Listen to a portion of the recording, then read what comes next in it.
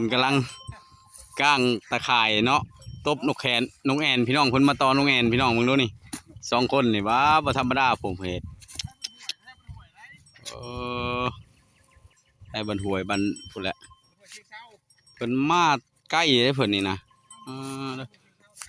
นักล่าได้นักล่าได้นักล่านกแอนพี่น้องเบิ่งอุปกรณ์เพิ่นนี่เพิ่นก็เกี่ยมซีนั่นแหละนี่จัดการเลยเนาะตัวนี้ลง YouTube ได้พี่น้องเอ้ยนี่ YouTube เลยนี่มาติดตามกันเด้อนี่เพิ่นเฮ็ดวิธีได้นี่เบิ่งนำกันนี่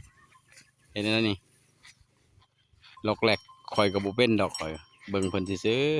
ๆโอ้ยากเลยตีพุ่นบ่นี่นะตัวนี้ตีมาผีบ่นี่นะโอ้ธรรมดาเนาะของแท้พี่น้องพุ่นอันผู้ส้มนั่นนะผู้อื่นมีแต่ผู้ส้มพี่น้องเอ้ยผู้บักลายๆนึงมาส้มเพิ่นต่อน้องแอนพี่น้องนี่แหละพ่อใหญ่บ้านได้นี่ก็เพิ่งดูพ่อใหญ่บ้านโอ้ธรรมดาพ่อใหญ่บ้านก็ต่อน้องแอนได้พี่น้องเอ้ยนี่อันนี้ก็พ่อใหญ่บ้านกันนี่ก็พ่อใหญ่บ้านน้องแอนโอ้ยโอ้นั่นเนาะโอ้เป็นเห็ดแบบนี้เนาะโอ้ปล่อยก็บ่เคยเห็ดจะคือโอ้พอคิดว่าเนี่ยได้ใช่ดอกเอาจัดไปเลยพี่น้องติดตามด้วยพี่น้องเอ้ยเป็นอะไรเตรียมเลย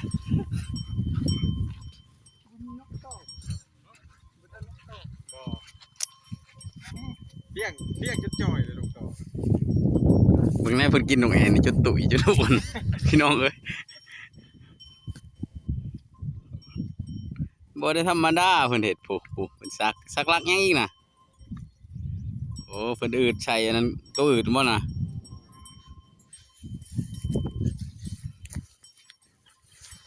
งัวก็เต็มข้วยก็เต็มเอ้าพี่น้องเอ้ยข้วยสิแล่นผ่านี่เพิ่นแหละผ่ามากตบเลยแล้วต้องเอาเลยแล้วเบิ่งเด้อนี่เรื่องมันจะมาเสือกจังนะ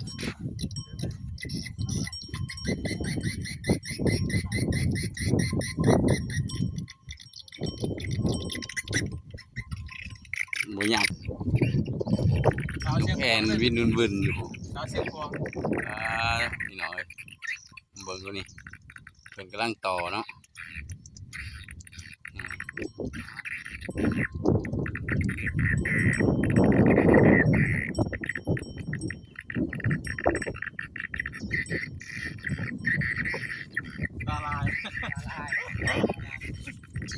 ลายตากำลังบินวุ่นพี่น้องโอ้ยเอาแม่ฮะได้เลย1 ตัวได้เลยพี่น้องนี่เอาไปกันนี่เรียบร้อยเจ็ดช่องบ่